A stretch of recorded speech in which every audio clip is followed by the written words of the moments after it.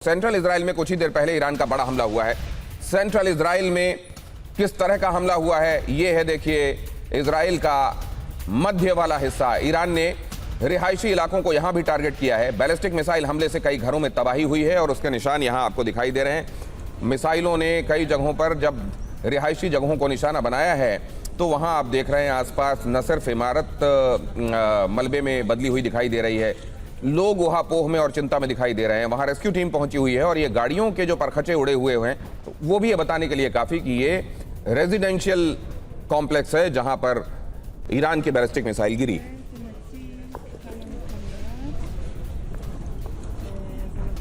और अब अगली खबर की तरफ आपको लेकर चलता हूं। अमेरिकी बेस पर हमले का हैरान करने वाला वीडियो आपके सामने रख रहा हूं। मिडिल ईस्ट में अमेरिकी बेस पर मिसाइल अटैक, कंक्रीट बेस पर गिरी ईरानी मिसाइल।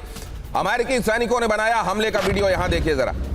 ये एक कंक्रीट बेस है जिस पर यह मिसाइल जाकर गिरी है। अमेरिकी बेस है और उस पर हमले का यह हैरान करने वाला वीडियो है। मिडिल ईस्ट में अमेरिकी बेस पर मिसाइल अटैक हुआ है और जाहिर है कंक्रीट बेस है। इसका मतलब यह है कि यहां एक तरीके से इसको फोर्टिफाई करके इस जगह को ऐसा बनाया गया था जो बंकर नुमा हो और इस तरह के हमलों से सुरक्षित हो। लेकिन उस जगह पर कंक्रीट को जाकर किस तरीके से ध्वस्त किया है इस मिसाइल हमले ने, उसकी तस्वीरें आपको दिखाई दे रही हैं। अमेरिकी सैनिकों ने हमले का वीडियो बनाया है और अब ये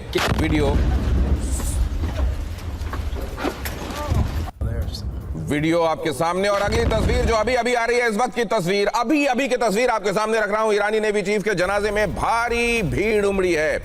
ईरानी नेवल चीफ के जनाजे में भारी भीड़। और आपने देखा वो खामनेई के संदर्भ में मातम पुरसी के लिए जुटे हुए लोग हों, वहां पर वो लोग हों जो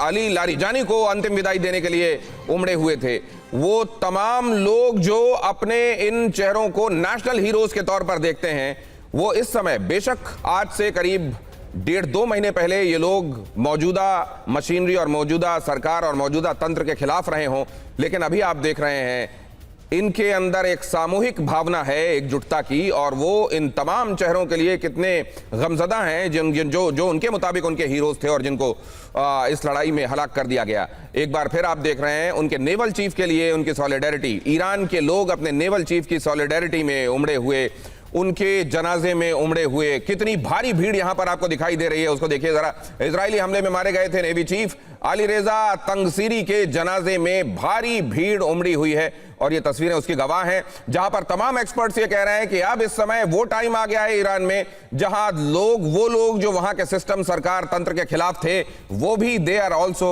रैलिंग अराउंड ईरान फ्लैग। और ये बात यहां पर दिखाई दे रही है। PK Srivastava, general air vice marshal PK Srivastava और जनरल के सिन्हा हमारे साथ आज की इस चर्चा में जुड़ रहे हैं।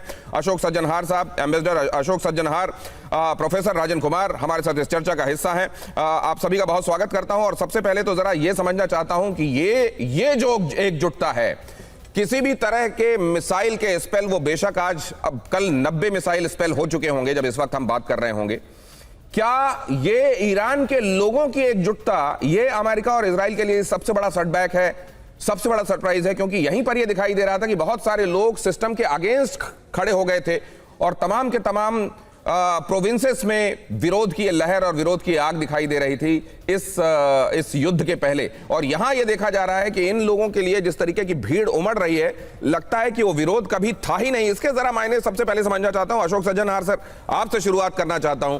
ये क्या सबसे बड़ी चिंता है इस वक्त अमेरिका और इजराइल के लिए? जी बहुत धन्यवाद दिनेश, मुझे आमंत्रित करने के लिए और ये बहुत ही महत्वपूर्ण प्रश्न पूछने के लिए। देखिए ये एक चिंता है, बड़ी चिंता है। मैं कहूंगा सबसे बड़ी चिंता ये नहीं है, क्योंकि मैं ये समझता हूं, देखिए ये तो इजराइल ने और अमेरिका ने ये सोचा था, जो जब हम वहां पर हमला करेंगे और उनकी जो शीर्ष नेतृत्व है, उनके जो स्पिरिचुअल लीडर है उनको खत्म कर दिया, उनका जो मिलिट्री लीडरशिप है उनको खत्म कर दिया। उनकी उम्मीद ये थी जो ये वाले सब लोग हजारों की तादाद में जो जनवरी के महीने में सड़कों पर उतर आए थे अपनी सरकार के विरुद्ध, वो फिर उतर आएंगे और अपनी सत्ता अपने हाथ में लेने का प्रयास करेंगे। और यही बात होगी महिलाओं की, जो कि मासा अमीनी के समय 2022 में जब वो सड़कों पर आ गई थी, उन्होंने अपने रूसरी हिजाब वगैरह को उतार कर फेंक दिया था, जला दिया था, परंतु ये नहीं हुआ। परंतु सबसे बड़ी चिंता तो अब अमेरिका और इजराइल के लिए यही है, जो ईरान ने कैसे वहां पर बिल्कुल मोर्चा ऐसे संभाल लिया है ये समझा जा रहा था जो उनके मिसाइल ड्रोन जो आर्सेनल है उनको एकदम नष्ट कर दिया जाएगा, वो बिल्कुल ठहर नहीं पाएंगे। अशोक सज्जनहार सर, एक और बात लोगों के दिमाग में आती है, आपने महत्वपूर्ण बात कही है कि एक तो उनके असलहे, ऐसा लग रहा है जैसे उनकी फैक्ट्रीज जो हैं नॉन स्टॉप 24/7 काम कर रही हैं और लगातार प्रोडक्शन चल रहा है, उनके पास कोई कमी नहीं दिखाई दे रही। और दूसरे, वहां के लोगों का गुस्सा तंत्र के खिलाफ जो बहुत एविडेंट था वो एकदम गायब दिखाई दे रहा है। ये जो बात है प्रोफेसर राजन, ये क्यों, क्या वाकई बाहरी ताकतें थी वो जो उस तरीके के रेजेंटमेंट को दिखाने के लिए वहां पहुंची थी, उभारने के लिए पहुंची थी, और वो ताकतें अब वहां नहीं है इसलिए वो रेजेंटमेंट दिखाई नहीं दे रहा है?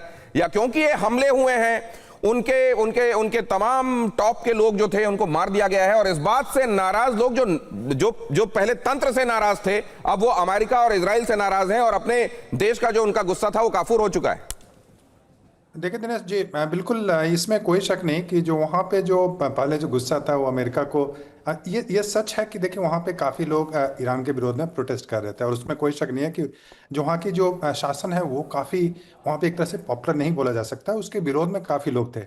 लेकिन जब से अमेरिका का हमला शुरू हुआ है तब से वहाँ पे एक तरह से यूनिटी आ गई है। लोगों को लग रहा है कि ये तो जो कुछ भी यहाँ पे हो रहा है वो इजराइल के कहने पे हो रहा है। तो वैसे में वो लोग भी जो कि शासन में विरोध कर रहे थे वो भी अभी मिलके अमेरिका के जो आक्रमण है उसके विरोध में आ गए। तो एक तरह से जो राष्ट्रवाद की भावना है वो काफी वहां पे तो सर, सबसे बड़ी बात यह है कि आप अगर होर्मुज को खुलवा दें, मान लीजिए आप खर्ग को कब्जे में ले लें, मान लीजिए आप तमाम तर चीजें कर दें, लेकिन अगर आप रिजीम चेंज नहीं कर पाएंगे तो किस मुंह से दुनिया को बताएंगे कि जो हम लेकर गए थे अपने लिए, जो टारगेट लेकर गए थे, हम उसको बगैर पूरा किए वापस लौट रहे हैं? अगर उससे कम किसी भी सूरत में यू टर्न लेना पड़ता है अमेरिका को, तो वर्ल्ड ओवर कैसे जस्टिफाई करेगा? डोनाल्ड ट्रंप अपने घर में अपने ऑडियंस को क्या बताएंगे? बहुत महत्वपूर्ण सवाल है।